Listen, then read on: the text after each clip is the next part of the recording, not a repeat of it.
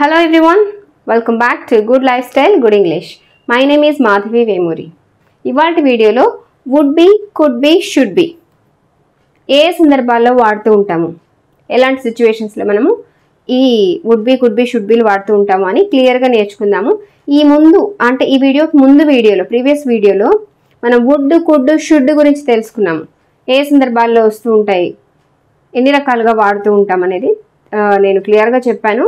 ఒకవేళ మీరు మిస్ అయిపోతే ఆ వీడియో ఇక్కడ ఐ కార్డ్స్లో ఇస్తాను, ఒకసారి చూడండి. ఓకే, సో ఫస్ట్ మనం వుడ్ బి చూద్దాము.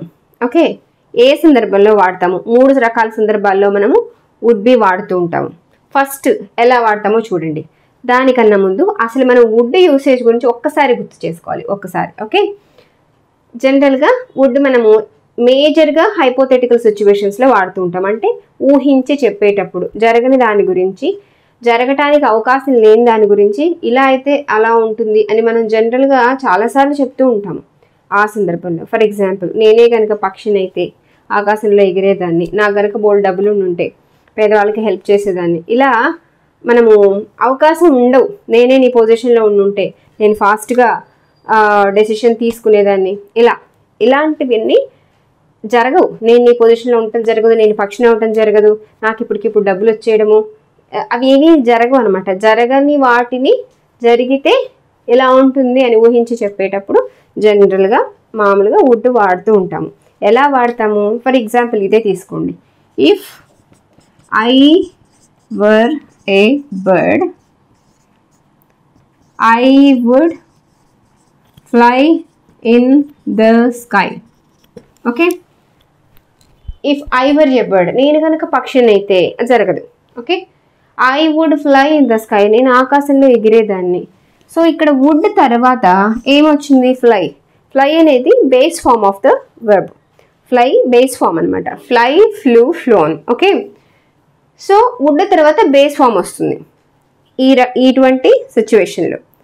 ఇలానే ఈ బేస్ ఫామ్, ఈ ఫ్లై బదులు మనం ఇక్కడ బీ పెట్టచ్చు. ఓకే, ఎలా వస్తుంది ఇక్కడ అసలు బీ అంటే ఏంటి, బీ అంటే బేసిక్గా ఉండటం కదా. సో ఇది బి అనేది కూడా ఒక బేస్ ఫాము, V1 లాగా మనం యూస్ చేస్తూ ఉంటాము. అంటే ఉండటము. ఎలా ఉండటము, నాకు కనుక ఇలాంటి అవకాశం వచ్చి ఉంటే నేను ఇలా ఉండేదాన్ని, అక్కడ ఉండేదాన్ని, ఇక్కడ ఉండేదాన్ని, ఇలా చెప్పుకుంటూ ఉంటాం కదా. అలాంటి సందర్భాల్లో మనం వుడ్ బి అలా వస్తూ ఉంటుంది అనమాట, అలా వాడుతూ ఉంటాం.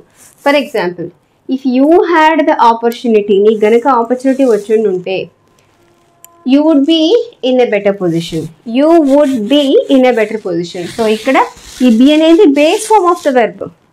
నువ్వు ఇంకా మంచి పొజిషన్లో ఉండేవాడివి.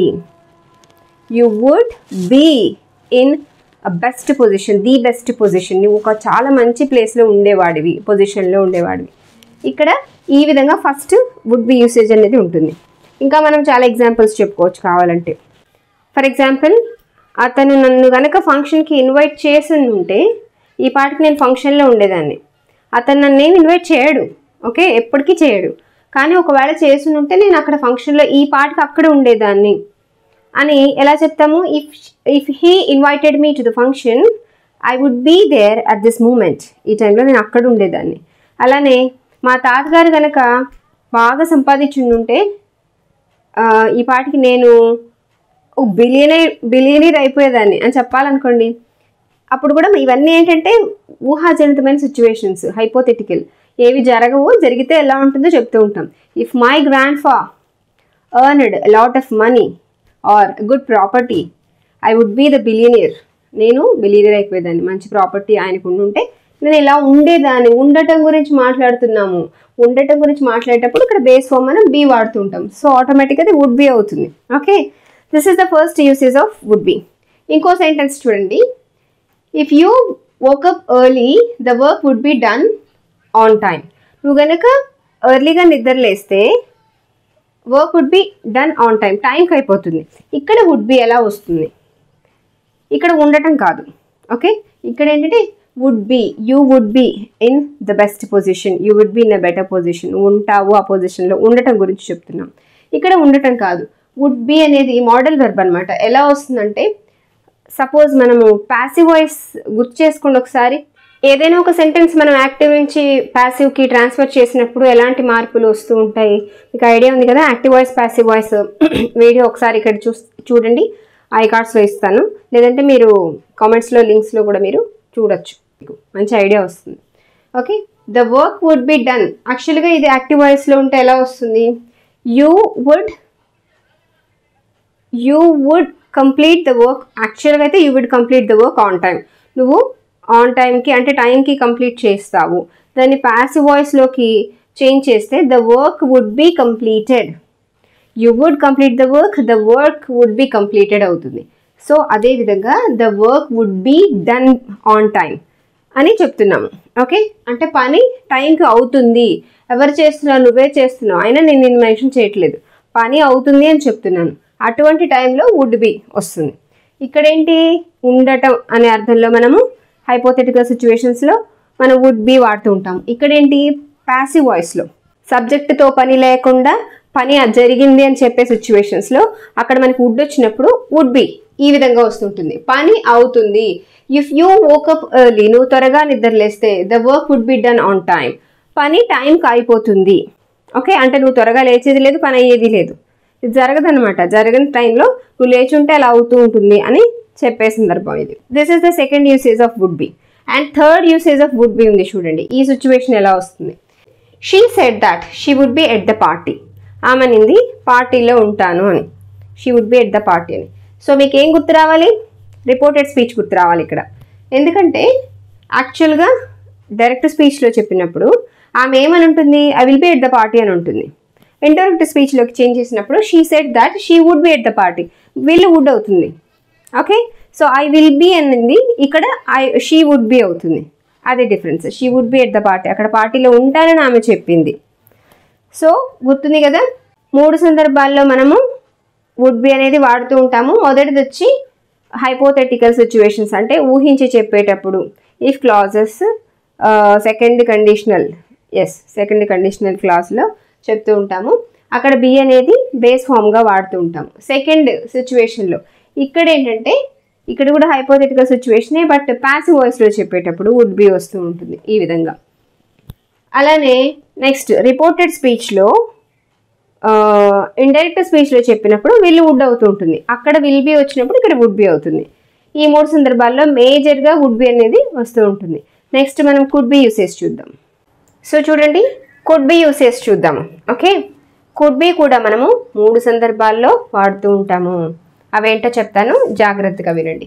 ఫస్ట్ యూసేజ్, మేజర్గా మనం కుడ్ ఎందుకు యూజ్ చేస్తాము, కెన్ ఎలా వాడతాము, ఐ కెన్ డూ దిస్, నేను ఇది చేయగలను, I can sing songs, I can dance, I can run fast, నేను ఇవన్నీ చెయ్యగలను అని చెప్పడానికి కెన్ వాడుతూ ఉంటాము. ఎప్పుడు చేయగలను, ఇప్పుడు చేయగలను.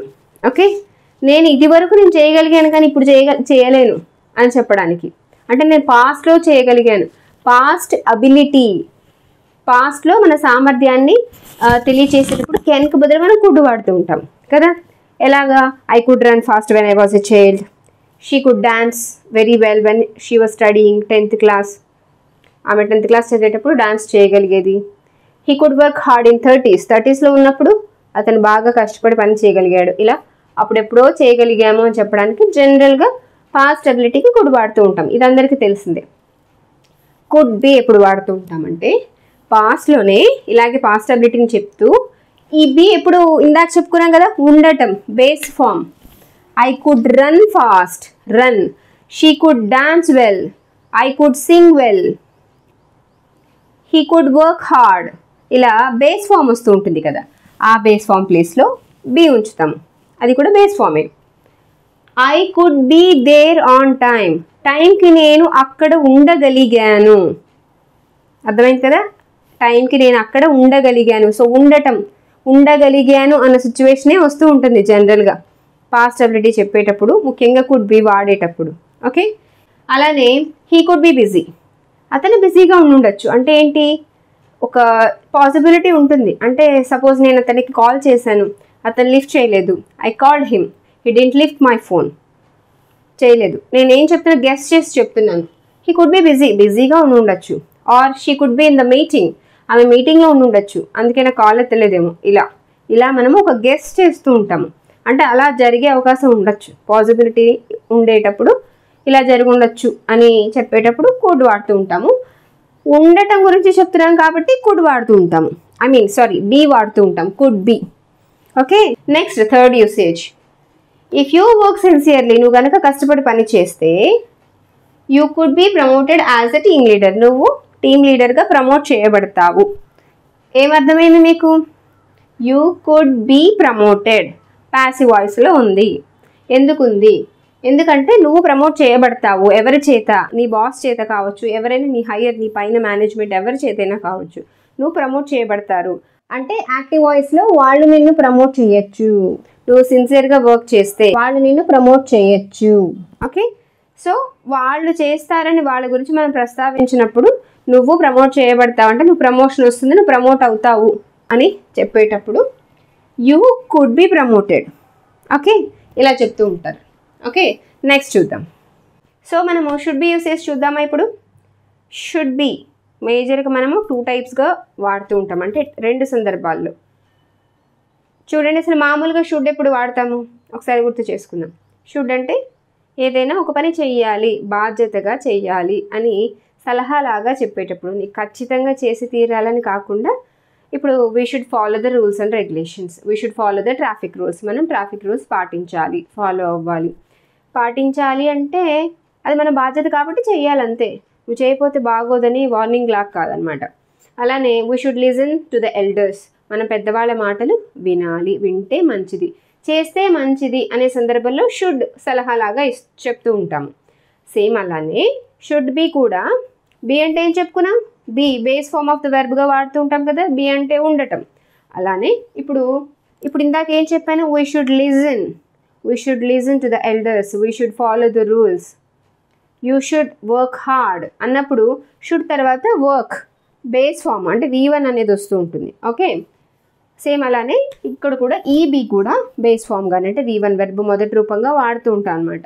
బి అంటే ఉండటం కదా. You should be on time to the మీటింగ్కి నువ్వు టైంకి యూ షుడ్ బీ దేర్, నువ్వు అక్కడ ఉండాలి. ఓకే, అది నీ బాధ్యత, that is your responsibility. So you should be there, you should be on time. ఉండటము, యూ షుడ్ బీ ఉండాలి. ఓకే, ఉంటే మంచిది, నీకే మంచిది అని అర్థం. ఇది ఫస్ట్ యూసేజ్. నెక్స్ట్ వచ్చి సేమ్ ఇందాక చెప్పుకున్నట్టుగానే ప్యాసివ్ వాయిస్లో you should submit your report by tomorrow, రేపటికల్లా నువ్వు రిపోర్ట్ సబ్మిట్ చేయాలి అని చెప్తాం కదా. యూ షుడ్ సబ్మిట్ అని, సబ్మిట్ అనేది బేస్ ఫామ్. అక్కడ మనం మామూలుగా అయితే ఇందాక ఎలా చెప్పుకున్నాం, దాని బదులు బీ పెట్టుకున్నాం, ఉండటం గురించి చెప్తున్నాం కాబట్టి. ఇక్కడ ఏంటంటే ప్యాసివ్ వాయిస్లో చెప్పినప్పుడు నువ్వు సబ్మిట్ చేయాలి, రిపోర్ట్ అనేది సబ్మిట్ చేయబడాలి. అది నువ్వు చేస్తావో ఎవరు చేస్తారో అదంతా చెప్పకుండా రిపోర్ట్ అనేది రేపటికల్లా సబ్మిట్ చేయబడాలి, సబ్మిట్ అవ్వాలి అని ప్యాసివ్ వాయిస్లో చెప్పేటప్పుడు the report should be submitted. Passive voice కంపల్సరీగా నేర్చుకోవాలి.